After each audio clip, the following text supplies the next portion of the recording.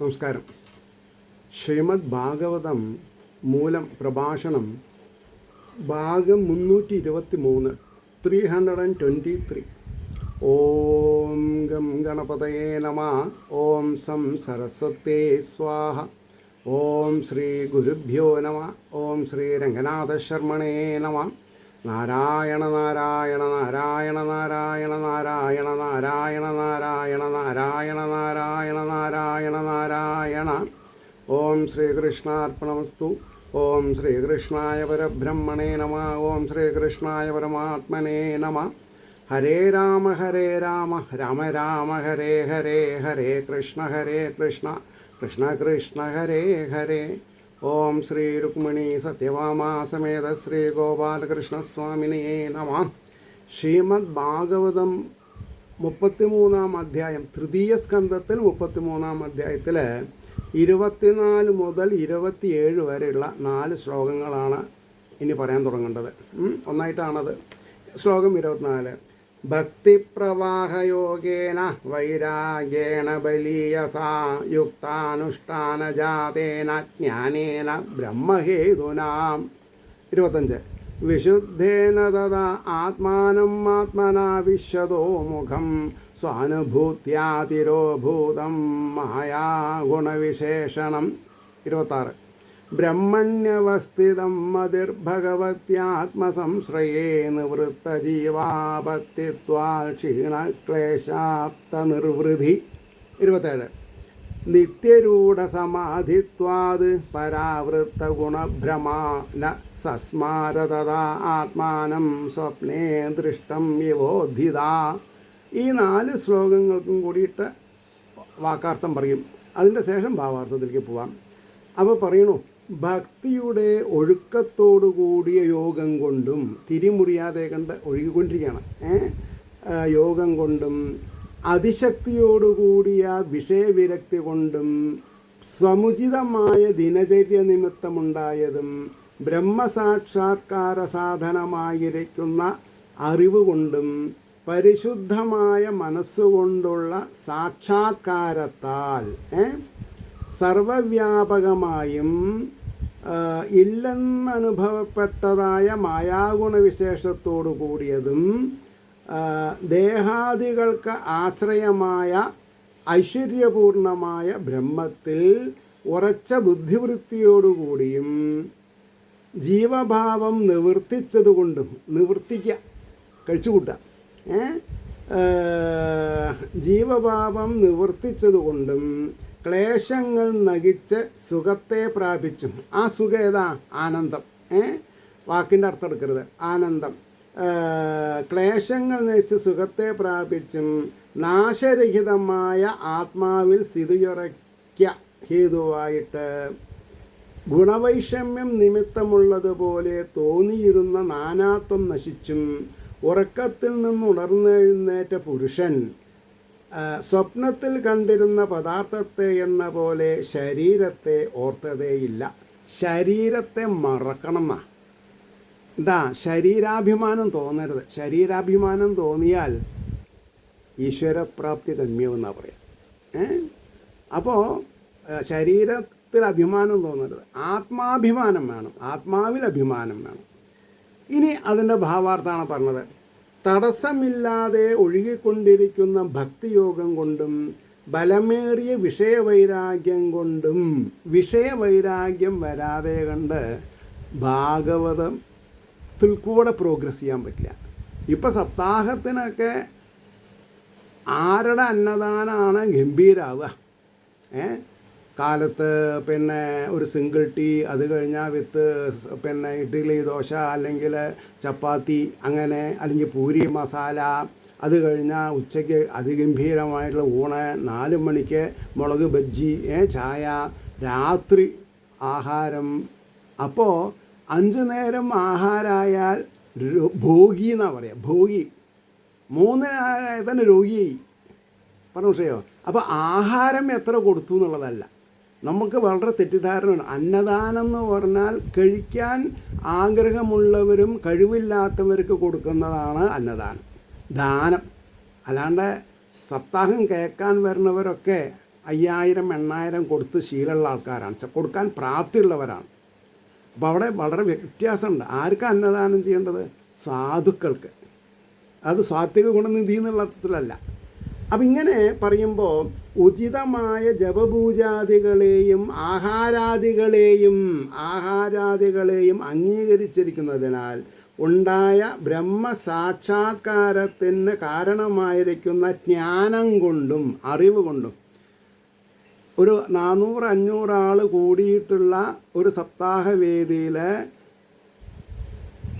സപ്താഹം എന്താണ് പറയുക, വാക്കാർത്ഥങ്ങളും ഭാവാർത്ഥങ്ങളും പഠിച്ച എത്ര ആൾക്കാരുണ്ട് എന്ന് ചോദിച്ചാൽ വളരെ വിഷമമുണ്ട്. അവിടെയാണ് പ്രശ്നം. അതുകൊണ്ടാണ് പറഞ്ഞത്, പരിശുദ്ധമായിരിക്കുന്ന ബുദ്ധിവൃത്തിയിൽ പ്രതിഫലിച്ച ആത്മാനന്ദത്തിൻ്റെ അനുഭവത്താൽ മായാഗുണങ്ങൾ നിമിത്തം ഉള്ളതെന്ന പോലെ പ്രകാശിച്ചിരുന്ന ദേഹേന്ദ്രിയങ്ങളുടെ സംബന്ധലേശമില്ലാതെ ജ്ഞാനമാത്രമായും ആത്മാശ്രയമായുമായിരിക്കുന്ന ഭഗവാനിൽ മനസ്സ് സ്ഥിരമായി ഭവിച്ചതിനാൽ, ഭഗവാനിൽ സ്ഥിരമായിട്ട് മനസ്സുറയ്ക്കണം.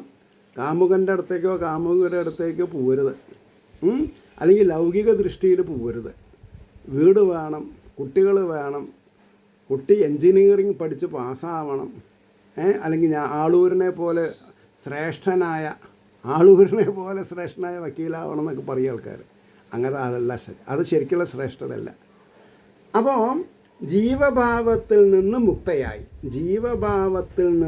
മുക്തയാവണം. രാഗാദികൾ നിമിത്തമുള്ള ക്ലേശങ്ങൾ നശിച്ചു, ആനന്ദം സ്വരൂപമായി ഭവിച്ചു. സമാധിക്ക് നാശമില്ലാത്തത് കൊണ്ട് ത്രിഗുണഭ്രമം രണ്ടാമതുണ്ടാകാത്ത വിധം വിട്ടുപിരിഞ്ഞു. തുര്യാവസ്ഥ മാത്രമേ ഉള്ളൂ. രജോ ഗുണം സാത്വിക ഗുണം തമോ ഗുണം ഇല്ലാണ്ടേ ഉറക്കത്തിൽ നിന്നുണർന്ന പുരുഷൻ സ്വപ്നത്തിൽ കണ്ട പദാർത്ഥങ്ങളെ എന്ന പോലെ സ്വദേഹത്തെ കൂടെ സ്മരിച്ചില്ല. ദേഹഭാവം നശിച്ച് മായാരൂപമായ നിദ്രയിൽ തന്നിൽ നിന്ന് ഭിന്നമായിരിക്കുന്ന സകലവും ജ്ഞാനോദയത്തിൽ അറിവുണ്ടായപ്പോൾ എന്തായി?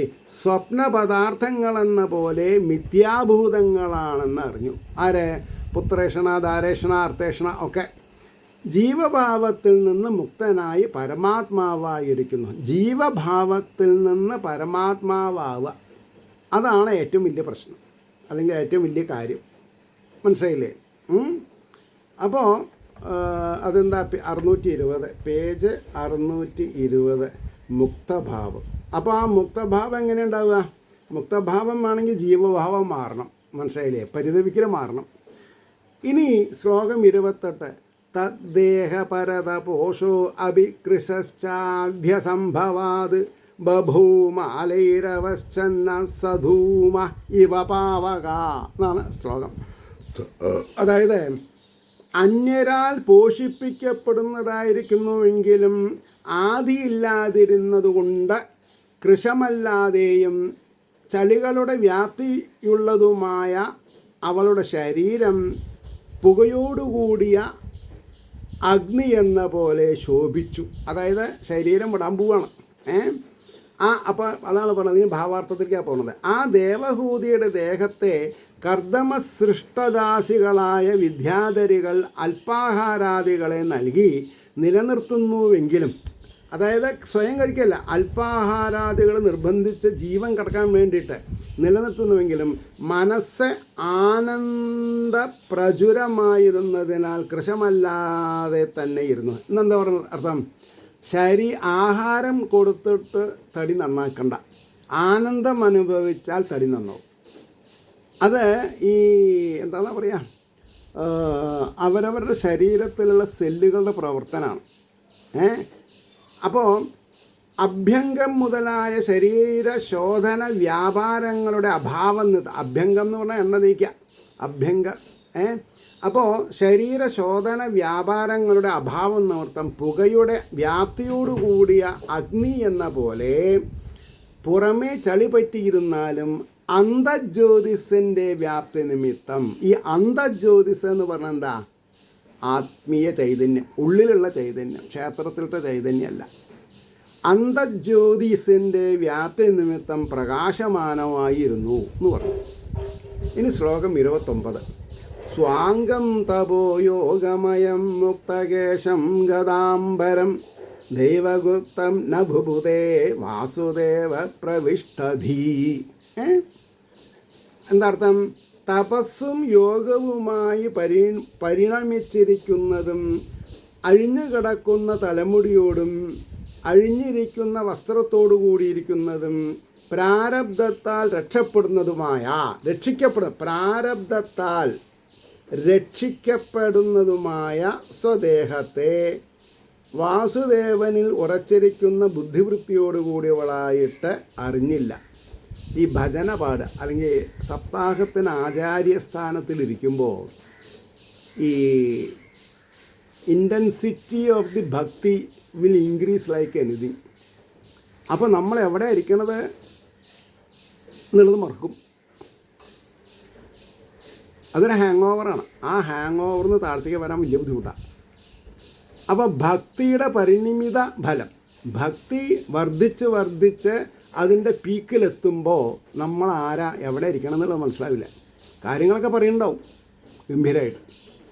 അതുകൊണ്ടാണ് സ്വശരീരം തപസ്സും യോഗവും അനുഷ്ഠിച്ചു കൊണ്ടിരിക്കുന്നതും പ്രാരബ്ധത്താൽ രക്ഷിക്കപ്പെടുന്നതും അഴിഞ്ഞുകിടക്കുന്ന തലമുടിയോടുകൂടിയും വസ്ത്രാധ്യാസാദനമില്ലാത്തതുമായിരിക്കുന്നുവെന്ന് ദേവഹൂതി അറിഞ്ഞില്ല. ശരീരം പ്രോപ്പറായിട്ട് ആ പ്രോപ്പർ എന്നുള്ളതിന് അവിടെ വികാരമില്ല. അതാണ് ശരീരത്തിൽ വസ്ത്രം ഉണ്ടോ ഇല്ല എന്നുള്ളത് കൂടി അറിഞ്ഞില്ല എന്നർത്ഥം. അതുകൊണ്ടാണ് അറിഞ്ഞില്ല. മനസ്സിൻ്റെ അധിഷ്ഠാനം എന്തായിരിക്കണം? ഭഗവാനായ ശ്രീ വാസുദേവനിൽ മനസ്സ് നിശേഷം പ്രസരിച്ചിരിക്കുന്നു. അതിന് വിധിച്ചിട്ടുള്ളതാണ്. മനസ്സ് ഭഗവാനെ ധ്യാനിക്കാനുള്ളതാണ്. പക്ഷെ നമ്മൾ ലൗകികതയിൽ ചിന്തിക്കുമ്പോൾ ഈശ്വരീയത നമുക്ക് നഷ്ടം വരുന്നു. എന്നാലും ചിലവർ രക്ഷപ്പെട്ട് കാണും. അതെന്താ? പൂർവ്വജന്മാന്തര സുഹൃത്തത്തിൻ്റെ ഫലമാണ്. അപ്പോൾ പറഞ്ഞു, ശരീരത്തെ അനുസന്ധാനം ചെയ്യുവാനുള്ള വൃത്തി പോലും പുറമേ വ്യാപിച്ചിരുന്നില്ല എന്നർത്ഥം എടുക്കണം. ശ്ലോകം 30. ഏവം സ കപിലോക്തേന മാർഗേണ അജിരത പരം ആത്മാനം ബ്രഹ്മനിർവാണം ഭഗവന്തം അവാപഹ. ഇപ്രകാരം കപിലനാൽ ഉപദേശിക്കപ്പെട്ട മാർഗത്തെ ആശ്രയിച്ച അവൾ അധികകാലം കഴിയുന്നതിന് മുമ്പ് പരമാത്മാവും ഐശ്വര്യപൂർണവുമായ സുഖരൂപമായ ബ്രഹ്മത്തെ പ്രാപിച്ചു. ജീവാത്മാവ് പോയിട്ട് പരമാത്മാവ് ആയി. ഇപ്രകാരം കപില ഭഗവാൻ ഉപദേശിച്ച ഭക്തിമാർഗത്തെ അനുസരിച്ചിരിക്കുന്ന ദേവഹൂതി അധികകാലം കഴിയുന്നതിന് മുമ്പ് തന്നെ ജ്ഞാനാനന്ദ സ്വരൂപനും ആത്മഭൂതനും ബ്രഹ്മവുമായ ഭഗവാനെ പ്രാപിച്ചു. മുമുക്ഷുത്വമായി ലയിച്ചു. 31-ാമത്തെ ശ്ലോകം. തദ്വീരാസീത് പുണ്യതമം ക്ഷേത്രം ത്രൈലോക്യവിശ്രുതം നാംനാ സിദ്ധപദം യത്ര സാ സംസിദ്ധം മുപേയുഷി. സിദ്ധപദം, സിദ്ധിക്കേണ്ടതായ പദത്തിലേക്ക് എത്തിയെന്നർത്ഥം. ഹേ വിതുര, അവൾ യാതൊരാശ്രമത്തിൽ പരമസിദ്ധിയെ പ്രാപിച്ചുവോ ആ സ്ഥാനം 3 ലോകങ്ങളിലും കീർത്തിക്കപ്പെട്ട മണിയടിച്ചു സിദ്ധപദമെന്നു പേരായ ഏറ്റവും പുണ്യമുള്ള ക്ഷേത്രമായി ഭവിച്ചു. വൈകുണ്ഠപ്രാപ്തി. ഇനി അതിൻ്റെ ഭാവാർത്ഥ പറഞ്ഞത്.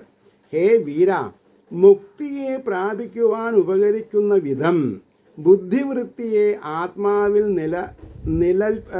നിലപ്പിക്കുന്നത് തന്നെ നിൽപ്പിക്കുക എന്നാണത്. അപ്പോൾ അവിടെ ഒരു ചന്ദ്രക്കല വേണം. നിൽപ്പിക്കുന്നത് തന്നെ വീരലക്ഷണം, വീര്യം, ശക്തിമാൻ അല്ലേ? ദേവഹൂതി ഏതു സ്ഥാനത്തിൽ വെച്ച് ബ്രഹ്മസായുജ്യത്തെ പ്രാപിച്ചുവോ, ബ്രഹ്മസായുജ്യം, ആ സ്ഥാനത്തിന് ഇപ്പോൾ സിദ്ധപദം എന്ന പേർ പ്രസിദ്ധമായിരിക്കുന്നു. അത് ത്രിലോകത്തിലും മിശ്രിതമായിരിക്കുന്ന പുണ്യതമമായ ക്ഷേത്രമായി ഭവിച്ചിരിക്കുന്നു. 32. അതായത് ഇതിൽ 37 ശ്ലോകങ്ങളാണുള്ളത് ഈ അധ്യായത്തിൽ. അവസാനിക്കാൻ പോവുകയാണ് 2ാമത്തെ വോള്യം. അപ്പോൾ പറഞ്ഞു 32. തസ്യാസ്തദ്യോഗവിധുതമാർത്യം മർത്യമഭൂത്സരിത് സ്രോതസാം പ്രവരാ സൗമ്യ സിദ്ധസേവിത. സിദ്ധന്മാരാൽ സേവിക്കപ്പെടുന്ന സിദ്ധി കൊണ്ടുണ്ടാവുന്നതുമായിട്ടുള്ള അവസ്ഥയെ പ്രാപിച്ചു. അത് യോഗത്താൽ നശിപ്പിക്കപ്പെട്ട മനുഷ്യധർമ്മത്തോടു കൂടിയ മനുഷ്യധർമ്മം നശിപ്പിക്കണം. എങ്ങനെ? സിദ്ധയോഗം കൊണ്ട്. അവളുടെ ആ ദേഹം ഹേ ശോഭന സിദ്ധന്മാരാൽ സേവിക്കപ്പെടുന്നതും സിദ്ധിയെ നൽകുന്നതുമായ നദികളുടെ കൂട്ടത്തിൽ ഉത്കൃഷ്ട നദിയായി ഭവിച്ചു. ദേവഹൂതി ഒരു നദിയായിട്ട് പരിണമിച്ചു എന്നാണ് പറഞ്ഞത്. അതിൻ്റെ ഭാവാർത്ഥം യോഗത്താൽ നശിപ്പിക്കപ്പെട്ട നിശേഷ ധാതുമലങ്ങളോട് കൂടിയതും, ഈ ശരീരം എന്താ? നിശേഷ ധാതുമലങ്ങളോട് കൂടിയതും അത്യന്തം പരിശുദ്ധവുമായി ഭവിച്ച ദേവഹൂതിയുടെ ശരീരം നദികളിൽ വെച്ച ഉത്കൃഷ്ടയും സിദ്ധന്മാരാൽ സേവിക്കപ്പെടുന്നതും സിദ്ധിയെ നൽകുന്നതുമായ നദിയായി ഒഴുകിയത. എല്ലാവർക്കും ഉപകാരപ്രദമാകുന്ന രീതിയിൽ ആത്മാനന്ദാനുഭാവത്താൽ ശരീരവും നാശമില്ലാത്തതായി ഭവിച്ചതിനാൽ അമൃതത്തിൻ്റെ പര്യായമായ ജലാകൃതിയെ വഹിച്ചു. അമൃത് എന്ന് പറഞ്ഞാൽ എന്താ? ജലം എന്നർത്ഥമായപ്പോൾ. അപ്പോൾ ഭൂമിയിലുള്ള ജലം എന്താ സത്യത്തിൽ? അമൃത്. മരണം ഭവിക്കാതെണ്ടിരിക്കാൻ വെള്ളം കുടിക്കണം അല്ലേ? അല്ലെങ്കിൽ മരിച്ചു പോകില്ലേ? എന്താ ഒരു ഭാവസൃഷ്ടി, ആലോചിച്ച് നോക്കൂ. അപ്പോൾ മൂന്നാമത്തെ സ്കന്ധം കഴിയുമ്പോഴത്തൊരവസ്ഥ അത് പ്രത്യേകം ശ്രദ്ധിക്കുക. അമൃതത്തിൻ്റെ പര്യായമായ ജലാകൃതി എന്നാണ്. അതാണ് ജലം കാശിന് കൊടുക്കരുത്, വിൽക്കരുത് എന്ന് പറയും. ജലം വിൽക്കരുത്. അപ്പോൾ പര്യായമായ ജലാകൃതിയെ വെച്ച് ലോകത്തെ പരിശുദ്ധമാക്കുന്നതായി ഒഴുകി എന്ന് സാരം. 33 കപിലോ അഭി മഹായോഗി ഭഗവാൻ പിതുരാശ്രമാത് മാതരം സമനുജ്ഞാപ്യ പ്രാഗുദ്ദിജീം ദിശം യയോ. അതായത് മഹായോഗിയായ ഭഗവാനായ കപിലനും മാതാവിനെ സമ്മതിപ്പിച്ചിട്ട്, അതായത് വിട്ടുപോകാൻ സമ്മതിപ്പിച്ചിട്ട് പിതാവിൻ്റെ ആശ്രമത്തിൽ നിന്ന് കിഴക്കു വടക്കായി കിടക്കുന്ന ദിക്കിലേക്ക് യാത്ര ചെയ്തു എന്നാണ് പറഞ്ഞത്. അതിൻ്റെ ഭാവാർത്ഥം മഹായോഗിയും ജ്ഞാനാദി ഷഡ്ഗുണങ്ങളെ 6 ഗുണങ്ങളെ പരിപൂർണനുമായ ഭഗവാൻ കപിലനും മാതാവിനോട് സമ്മതം വാങ്ങിയിട്ട് പിതാവിൻ്റെ ആശ്രമത്തിൽ നിന്ന് കിഴക്കു വടക്കായി കിടക്കുന്ന ദിക്കിലേക്ക് യാത്ര ചെയ്തു എന്നാണ് പറഞ്ഞത്.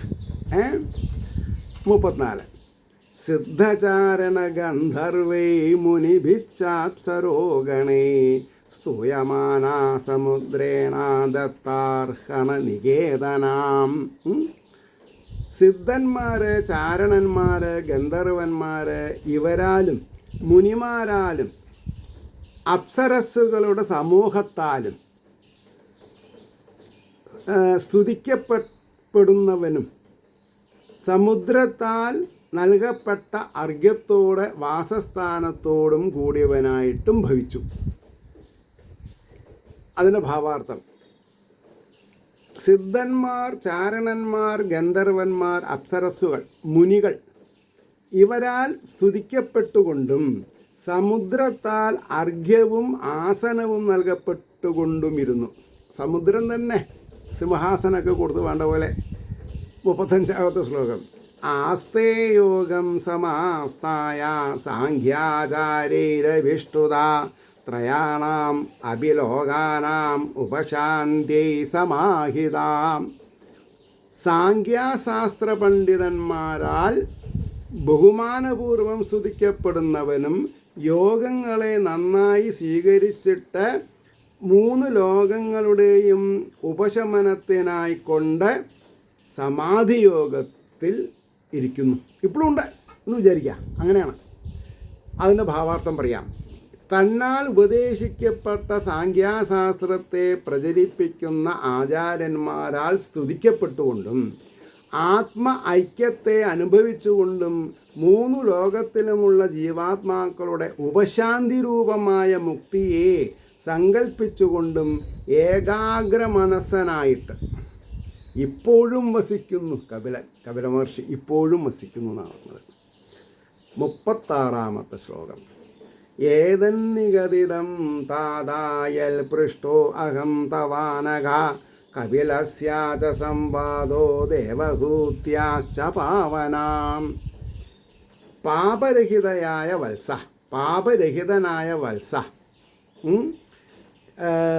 കപിലനും ദേവഹൂതിക്കും തമ്മിൽ പരിശുദ്ധി വരുത്തുന്ന സംഭാഷണം എന്നോട് യാതൊന്നിനെ ചോദിച്ചുവോ? മൈത്രേയർ വിതുരരോട് ചോദിക്കുക, പറയണേ.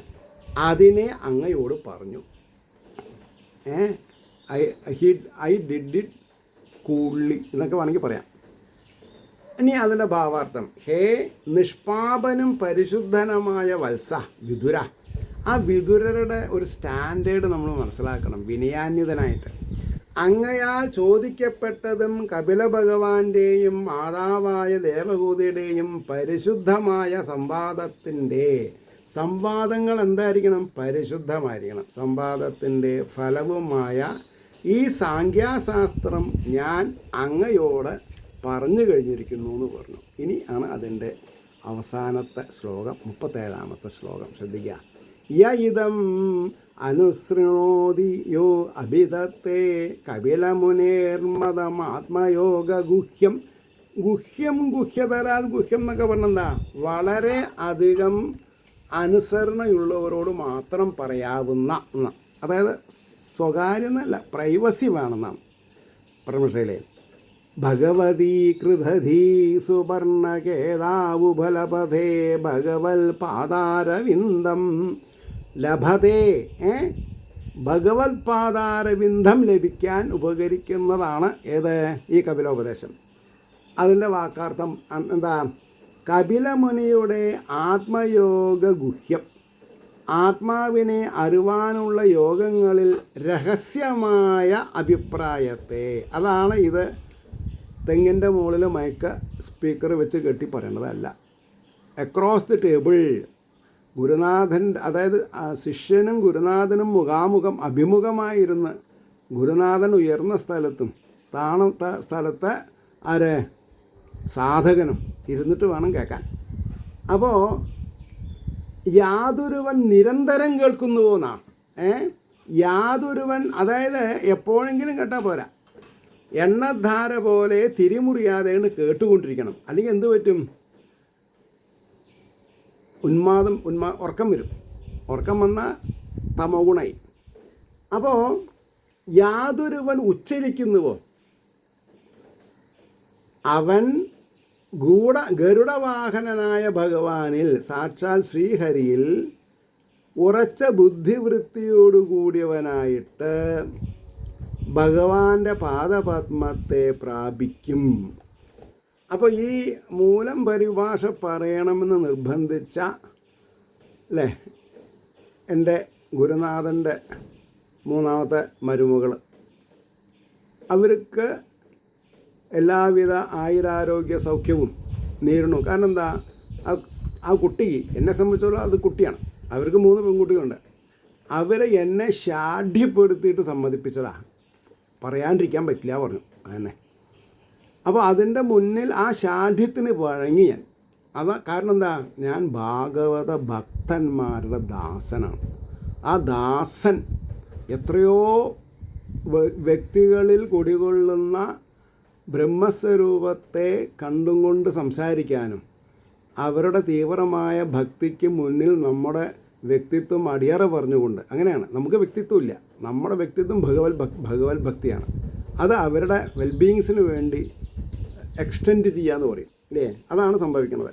അപ്പോൾ പറയണു, ആത്മാവിൻ്റെ സ്വരൂപത്തെ ധരിപ്പാനുള്ള മാർഗങ്ങളിൽ വെച്ച് രഹസ്യമായിരിക്കുന്നതും സാക്ഷാൽ കപില ഭഗവാന്റെ അഭിപ്രായ സാരാംശവുമായ ഈ സാംഖ്യാശാസ്ത്രത്തെ യാതൊരുവൻ അനുദിനം കീർത്തിക്കുകയും അന്യന്മാരെ കേൾപ്പിക്കുകയും ചെയ്യുന്നുവോ ആ പുരുഷൻ്റെ ചിത്തം ഗരുഡവാഹനനായ ശ്രീ ഭഗവാനിൽ സുസ്ഥിരമായി ഭവിക്കുകയും ഭൗതികാവസാനത്തിൽ ഭഗവാന്റെ പാതാരവിന്ദത്തെ അവൻ പ്രാപിക്കുകയും ചെയ്യുന്ന. അതാണ് എനിക്ക് നിങ്ങളോടുള്ള ധന്യത ഞാൻ എക്സ്പ്രസ് ചെയ്തത്. ഇത് ശ്രീമദ് ഭാഗവതേ മഹാപുരാണേ തൃതീയസ്കന്ധേ മോക്ഷസർഗനിരൂപണ പ്രകരണേ ദേവഹൂതി മോക്ഷനിരൂപണം നാമ ത്രയസ്ത്രിംശോऽധ്യായഃ സമാപ്തോയം തൃതീയസ്കന്ധ. സർവത്ര ഗോവിന്ദനാമ സങ്കീർത്തനം. ഗോവിന്ദ ഗോവിന്ദ. എല്ലാവർക്കും, ഈശ്വരനിൽ ഭക്തിയുള്ള എല്ലാവർക്കും